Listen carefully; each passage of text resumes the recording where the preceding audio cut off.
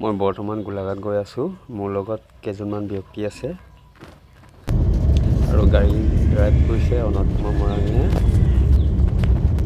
পাছত বহি আছে বিজুল, মনোজ, ৰাতুল। এই গুপ্তা হাই বুলি ক। হাই। গোলাঘাট যোৱা মুহূৰ্তৰ কিছু দৃশ্যাংক দেখুৱাই আছোঁ মই। বিশেষকৈ মই বেলেগ কথা ক'বলৈ যোৱা নাই, মই যান বাহনৰ ক্ষেত্ৰতে ক'ব বিচাৰিছোঁ। দিনক দিনে যান বাহন এনেকৈ বৃদ্ধি পাইছে যে এই যান বাহনৰ বৃদ্ধিৰ ফলত আমাক লাগেনো কি? নিশ্চয় জানে আমাক কি লাগেনো? আমাক লাগে মাত্ৰ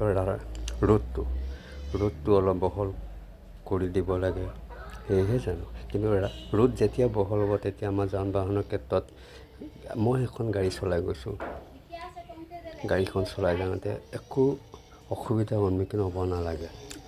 আৰু ৰাস্তা কাম নাই কৰা বুলিও নকওঁ, কিন্তু ৰাস্তা কাম কৰি আছে আৰু যিমানটো কৰিছে তাতকৈ আৰু বহল হ'ব লাগে। যিহেতু আমাৰ এইটো হৈছে NEC ৰোড, কাৰণ গোলাঘাটৰ পৰা মেৰাপানী যাব পাৰে আৰু মেৰাপানী পাই গ'লে মেৰাপানীৰ পৰা বিভিন্ন ধৰণৰ ৰাজ্যলৈ যাব পাৰে।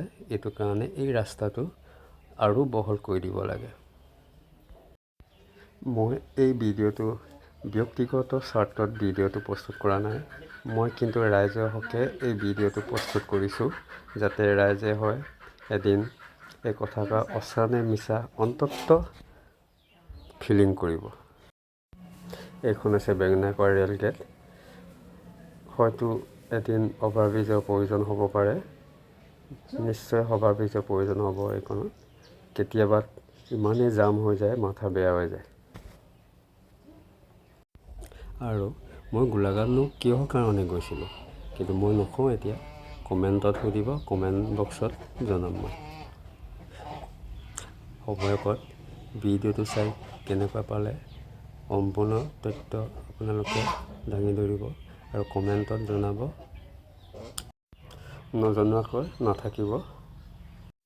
মোৰ চেনেলটি নতুন, ছাবস্ক্ৰাইব কৰি ৰাখিব, ছাবস্ক্ৰাইব নকৰাকৈ নাথাকিব। আজিলৈ আহিছোঁ, bye bye, thank you so' much.